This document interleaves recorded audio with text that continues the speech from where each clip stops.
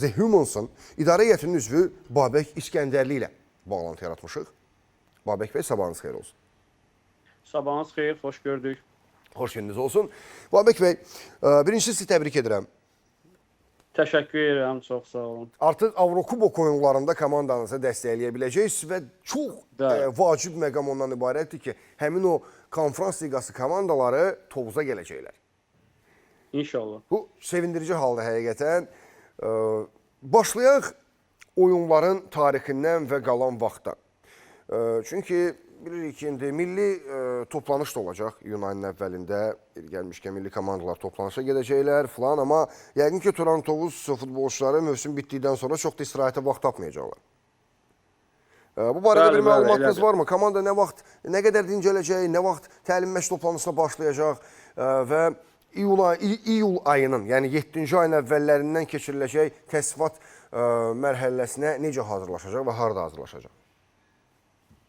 Xeyr, bu haqda belə hazırda məlumatımız yoxdur. Çünki biz özümüz Avrokuboklarla bağlı qrupumuz yaxın günlərdə görüşəcək və öz fəaliyyət planlarımızı hazırlayacaq və bundan sonra biz adətən özümüz görüşdükdən sonra klubun azarkeşlərlə iş üzrə səlahiyyətli nümayəndəsi Nəsimi bəylə görüşürük və ona təkliflərimizi, hər hansı bir problemimiz olsun filan onunla müzakirə edirik və daha çox orada suallarımızı orada veririk və məlum belə deyək də bizi maraqlandıran suallara cavab alırıq.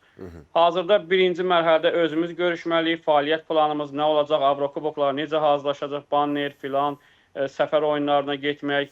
Bunları özümüz dəqiqləşdikdən sonra klub nümayəndəsi ilə, azarkeşlərlə, səlahiyyətli şəxslə, Nəsim bəylə görüşəcəyik. Yəni bundan sonra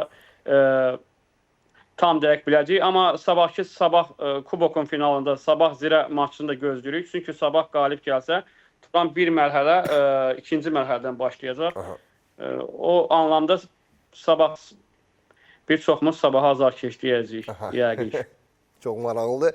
Və hətta mən onu da deyə bilərəm ki, Neftçi azarkeşlər də sabah azarkeşlik eləyəcəklər. O 4-cü pillədən Avrokuboklara yollanmaq üçün, elə Turan Tovuzla birlikdə getmək üçün. Mən belə başa düşdüm ki, yəni zirədən başqa bütün ölkə çempionatının klubları elə əslən yuxarı pillələr sabahın azarkeşi olacaqlar. Zirəyə də uğurlar arzulayırıq, şey olmasın, amma yəni biz klubumuza görə sabaha azarkeşləyəcəyik. Təbii ki. Heyətlə bağlı danışmaq istəyərdim sizinlə, Babək bəy.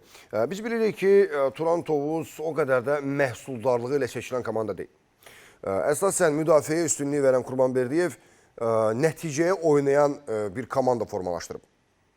Sizcə bu, hazırki heyət, bu oyun sistemi Avrokuboklarda irəliləməyə və liqa mərhələsində düşməyə kömək edəcəkmi? Kifayət edəcəkmi?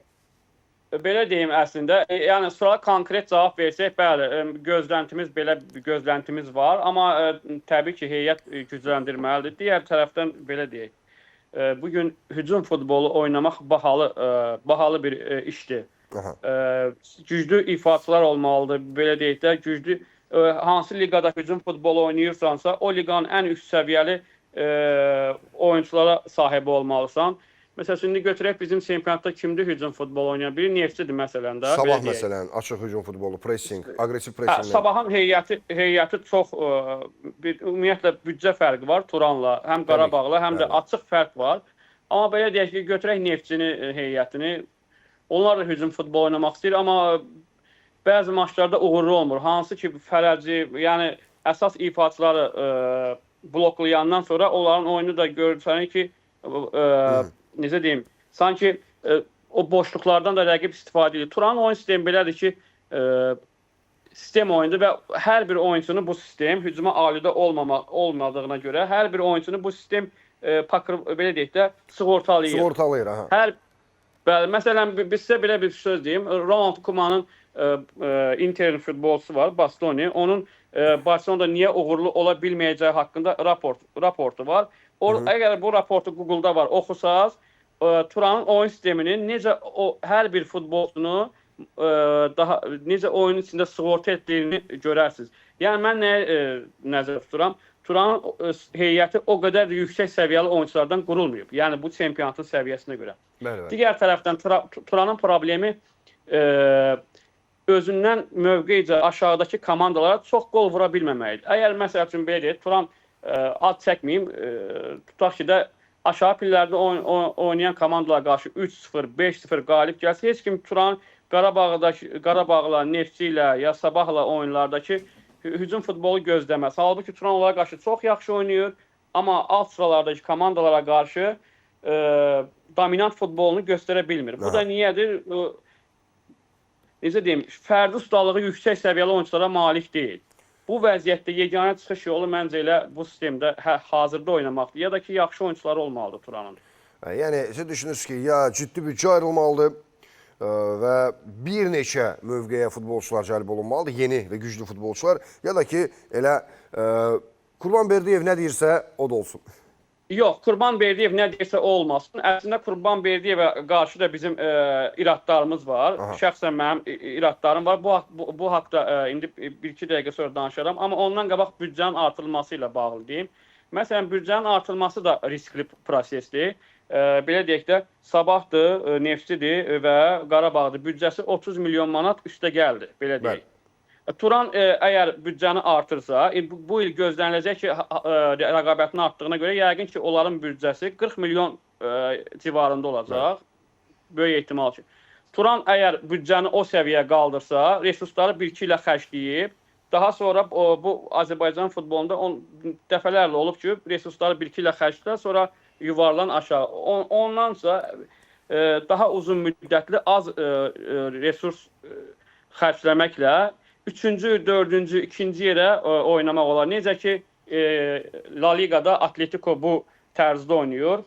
Onların da böyük ifaçıları yoxdur.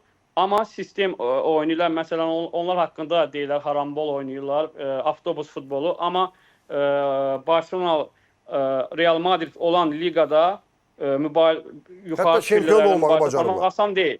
Hətta çempion olmağı Mən bacarırlar. əslində büdcənin artırılmasını da tərəfdar deyirəm. Qaldı ki, Qurbanberdiyev hər şeyi düz eləyirmi? Xeyr. Qurbanberdiyevdən də narazı olduğumuz, hər kəsin fərqli bir nüansda narazı olduğu detallar var. Şəxsən mənim narazı olduğum nədir? Qurbanberdiyev, belə deyim də, türklərin belə bir söz var, məhkəməsiz infaz. Bəzən futbolçulara qarşı sanki belə davranır. Bir futbolçu görürük 6-7 ay birdən-birə heyətə düşmür. Səbəbi heç nə bilinmir. Birdən Berdiyevin nəsə xoşuna gəlmir yəqin ki. Məsələn, Xəyal Nəcəfov, bizim orta sahədə oynayan, bir il oynamadı, birdən-birə başlayır oynamağa. Yaxud qapıcı birdən-birə heç bir səbəb olmadan ehtiyata atılır və ikinci qapıcı gəlir Qarabağ oyunda 2 dənə səhv edir. Biz məğlub oluruq. Yəni mən şəxsən o məğlubiyyəti, Qarabağa qarşı sonuncu məğlubiyyəti Berdiyevin məsuliyyət daşıdığını düşünürəm. Çünki heyətdə bəzən lazımsız eksperimentlər aparır. Yəni mütləqiyyətçidir də, heç kimi dinləmir, yəni heç kimə yaxın buraxmır. Bilmirəm, köməkçi məşqçiləri Yunis Hüseynovu, Ruslan Abışovu nə dərəcədə dinləyir? Bu haqda da bizim məlumatımız yoxdur. O anlamda narazılığımız var. Yəni bir qapalı qutudur hazırda. Bəli. Heyət və baş məşqçi. Təşəkkürlər Babək bəy, fikirləriniz üçün uğurlar arz edirəm sizə. Mən sizə təşəkkür edirəm.